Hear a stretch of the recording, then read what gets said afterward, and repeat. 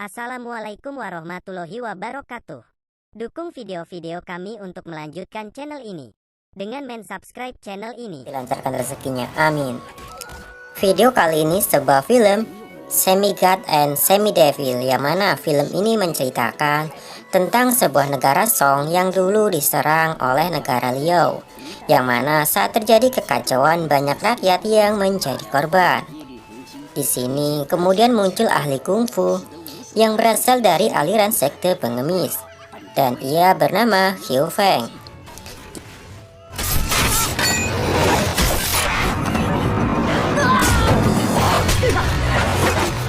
Dengan mudah Xiao Feng mengalahkan semua prajurit itu. Kemudian para pengikut sekte pengemis menemukan sebuah surat di salah satu kantong pasukan, yang ternyata isi surat itu begitu penting. Xiao Feng pun segera menemui ketua pengemis yang sedang menghadiri konferensi bela diri di kuil Shaolin. Di tempat lain, Tuan Zhu yang merupakan putra mahkota dari negara Dali menghadiri salah satu pertunjukan seni bela diri, yang mana pertunjukan ini dilakukan oleh sekte pedang tak terukur dari aliran barat dan juga aliran timur. Di sini Tuan Yu melakukan sebuah kesalahan. Ia bilang kalau salah satu peserta sengaja menjatuhkan diri. Hal itu membuatnya diminta untuk naik ke atas guna melakukan pertandingan. Namun karena Tuan Yu tak memiliki keahlian kungfu, ia menolak ajakan itu, sehingga ia mendapatkan perlakuan yang kurang menyenangkan dari sekte pedang tak terukur. Nona Zhang yang berada di sana, ia tak suka akan hal itu. Kemudian ia melepaskan hewan peliharaannya yang masuk ke orang tersebut, dan Tuan Zhu dibawa ke atas. Akhirnya hewan peliharaan Nona Zhang kembali kepadanya saat murid itu bertabrakan dengan murid yang lain. Seketika ia meninggal. Ternyata ia membawa pesan dari sekte Shenong yang berisi ancaman pada sekte pedang tak terukur. Lalu orang yang memukul Tuan Zhu tadi terjatuh. Pemimpin sekte pedang tak terukur ingin Nona Zhang turun untuk membahas masalah ini. Tapi saat Nona Zhang ingin pergi, ia dihentikan oleh salah satu murid, yang mana mereka meminta obat penawar atas hewan peliharaan Nona Zhang yang telah melukai salah satu murid di sana. Setelah memberitahu obat penawarnya, Nona Zhang pun bisa meninggalkan sekte pedang tak terukur. Di kuil Shaolin sedang diadakan konferensi bela diri. Di sini semua sekte menghadirinya. Terlihat seseorang yang begitu mahir dalam ilmu bela diri. Ia mampu mengalahkan setiap lawannya. Ternyata ia adalah salah satu pendekar yang begitu disegani di masa itu. Ia bernama Murongfu. Tak lama setelah itu, Xiao Feng pun sampai di kuil. Di sini ia terkejut dengan perilaku salah satu biksu yang menyelamatkan hewan yang hampir terinjak olehnya. Lalu Xiao Feng diantar untuk menemui ketua sekte pengemis dan pemimpin biksu yang ada di sana. Ia menyerahkan surat itu yang ternyata isinya penambahan pasukan di negeri Liao untuk menyerang kerajaan Song. Hal itu membuat mereka semua begitu cemas. Sementara di aula Shaolin sedang dilakukan acara kompetisi bela diri. Di sini Murongfu tak terkalahkan. Melihat hal itu, Xiao Feng yang datang ke sana ingin mencoba bela diri dari Murongfu, dan ia berhasil mengalahkan Murongfu dengan beberapa jurus darinya.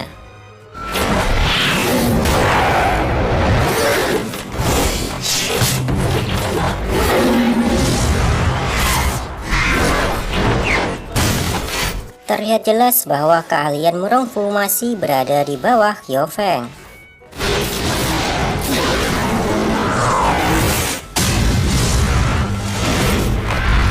Semua orang yang di sana sangat kagum dengan kemampuan Xiao Feng.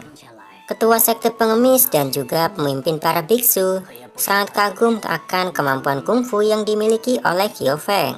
Ia juga pernah menerobos seorang diri ke kamp musuh dan berhasil membunuh salah satu jenderal yang ada di sana.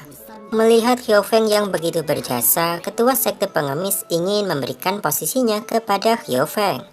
Dan para biksu di sana juga setuju akan hal itu. Di luar kuil, para biksu sedang mengejek salah satu adik seperguruannya Dan hal itu dilihat oleh pemimpin biksu yang ada di sana. Mereka semua mendapat hukuman dari sang biksu untuk menyalin Dharma Buddha. Kemudian pemimpin biksu menjelaskan tentang jurus 18 telapak penakluk naga milik Hyofeng yang begitu kuat di ilmu bela diri. Dan ia juga berpesan kelak dirinya akan mengetahui luasnya dunia kungfu.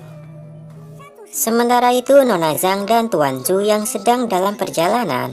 Tuan Zhu secara tak sengaja melihat sebuah asap dan ia ingin menghampirinya, tapi dihentikan oleh Nona Zhang. Saat Tuan Zhu dibantu bangun, ia secara tak sengaja memegang salah satu gunung kembar milik Nona Zhang. Ia pun dibanting dan dibuat menjadi pingsan. Saat terbangun, Nona Zhang pun meminta maaf atas kesalahannya kepada Tuan Zhu. Di sini Tuan Zhu dan Nona Zhang masih saling bercanda. Lalu mereka berdua menghampiri pemimpin sekte Shengnong yang ingin menyerang sekte pedang tak terukur. Tuan Zhang menasihatinya agar mengurungkan niatnya untuk menyerang sekte pedang tak terukur. Tapi hal itu malah membuat sekte Shengnong menjadi kesal dan ingin menangkap mereka. Nona Zhang yang ahli kungfu tak mudah untuk ditangkap. Dan saat ia terdesak, Nona Zhang mengeluarkan hewan peliharaannya dan melukai para murid sekte Shengnong. Ia pun berhasil kabur. Hyofeng memberi instruksi kepada pengikut sekte pengemis untuk terus melihat pergerakan pasukan dari kerajaan Liao. Lalu ketua sekte datang dan meminta semuanya untuk bubar. Kemudian ketua sekte pengemis mengatakan jika Hyofeng akan diangkat menjadi ketua yang baru dan diresmikan di divisi pusat. Di malam hari, Tuan Zhu dan Nona Zhang tertangkap. Lalu, ketua sekte Shengnong meminta obat penawar atas hewan peliharaan Nona Zhang. Ia mengatakan kalau tak memiliki penawar tersebut, yang mana obat penawar hanya dimiliki oleh ayahnya. Saat mendengar hal itu, ia pun segera membawa Tuan Zhu. Ia pun memberikan sebuah racun kepada Tuan Zhu dan memberinya waktu 7 hari untuk kembali jika tak ingin racun itu bereaksi. Sebelum pergi, Nona Zhang memberikan sebuah sepatu kepada Tuan Zhu untuk meyakinkan orang tuanya. Ia juga berpesan agar saat sampai rumahnya, Tuan Zhu tak mengatakan kalau ia bermargaduan. Dalam perjalanan, Tuan Zhu melihat murid dari sekte pedang tak terukur aliran barat dan timur sedang bersama. Ternyata mereka sepasang kekasih. Tuan Zhu yang ketahuan, ia pun lari untuk menyelamatkan diri. Lalu ia terjatuh ke sebuah jurang. Keesokan harinya ia pun tersadar. Di sini ia mencoba untuk mencari jalan keluar. Saat itu ia secara tak sengaja menemukan sebuah batu giok yang begitu besar. Ia pun membersihkan tempat itu dan ingin mengukir sesuatu. Tapi saat akan menulis sebuah pesan, ia tak mampu mengukir di atas batu giok tersebut. Di malam hari, batu giok itu memantulkan bayangan dari Tuan Zhu yang tepat berada di dinding tepi jurang tersebut. Di sini Tuan Zhu mengambil sebuah ranting yang seolah ia sedang berlatih sebuah pedang. Tapi salah satu gerakannya membuatnya terpelosok dan jatuh ke dalam gua. Saat berada dalam gua, Tuan Zhu melihat sekitar. Ia percaya kalau tempat ini telah lama tak dikunjungi oleh manusia. Saat ia melihat sebuah patung, Tuan Zhu pun merasa sungkan dan memberi hormat kepadanya. Di sini, ia pun melihat sebuah tulisan dan mengetahui kalau patung ini adalah seorang wanita yang bernama His Hui. Lalu ia pun memberi hormat kepadanya dan membaca sebuah tulisan yang ada di dinding. Jika ia memberi salam sebanyak 1000 kali, maka ia akan diperintah oleh patung tersebut. Tuan Zhu pun melakukan hal itu. Dan setelah selesai 1000 kali memberi hormat, Tuan Zhu menemukan sebuah buku. Ia pun mengambilnya. Di situ tertulis kalau ia harus mengalahkan semua murid dari sekte Xiazhou jika telah menguasai semua ilmu yang ada dalam buku itu, dan segera turun gunung dari sana untuk melakukan balas dendam. Tuan Zhu yang tak ingin melakukan pelatihan bela diri, awalnya ia sempat menolak, tapi akhirnya saat ia membuka buku itu, di situ Tuan Zhu mulai sadar mungkin sekte Xiazhou dulunya muridnya telah melakukan kesalahan dan wajib untuk dibasmi. Tuan Zhu pun semakin ingin untuk mempelajari ilmu dari sekte Jiazhou. Kemudian ia pun berjanji kepada patung giok bidadari tersebut untuk menjalankan perintahnya. Tapi sebelum itu, ia menjelajahi gua itu dan di sana ia menemukan tanah berkat Langhuan yang berisi semua kitab dari aliran bela diri, dan di sana juga dijelaskan tentang kekurangan dari masing-masing sekte bela diri. Tapi semua buku itu tidak ada di sana. Hal itu membuat Tuan Zhu sedikit terkejut. Saat ia menemukan jalan keluar, Tuan Zhu memberi hormat kepada patung bidadari dan mengatakan ia akan menyelamatkan Nona Zhang sebelum mempelajari ilmu dari sekte Jiazhou. Dalam perjalanan, ia pun telah sampai di kediaman rumah orang tua dari Nona Zhang. Di sini ia pun masuk dengan hati-hati. Lalu, secara tak sengaja saat bertemu ibu Nona Zhang, ia mengatakan kalau dirinya bermargaduan. Hal itu membuatnya sedikit cemas. Tapi beruntung ia berhasil menipunya dan mengatakan kalau berasal dari Jiangnan. Ia juga menyerahkan sepatu dari Nona Zhang. Ia juga mengatakan kalau Nona Zhang telah ditahan oleh sekte Shengnong. Di sekte pengemis, mereka ingin segera meresmikan pengangkatan Xiao Feng menjadi ketua sekte yang baru. Di sini, ketua sekte yang lama mengatakan jika negara Song membutuhkan pahlawan yang tangguh untuk menghadapi negara Liao yang sedang ingin menginvasi negara Song. Lalu tibalah waktunya untuk mengangkat Xiao Feng menjadi ketua sekte yang baru, yang mana ia diberikan sebuah tongkat pemukul anjing oleh ketua sekte yang lama. Xiao Feng pun menerima tongkat tersebut dan menunjukkan kepada semua anggota sekte pengemis. Akhirnya diadakan perayaan yang begitu besar untuk merayakan pengangkatan ketua sekte yang baru. Sesuai tradisi sekte pengemis, ketua sekte yang baru diharuskan untuk melawan beberapa anggota sekte pengemis. Di sini Xiao Feng dengan mudah mengalahkan setiap anggota yang ingin melawannya.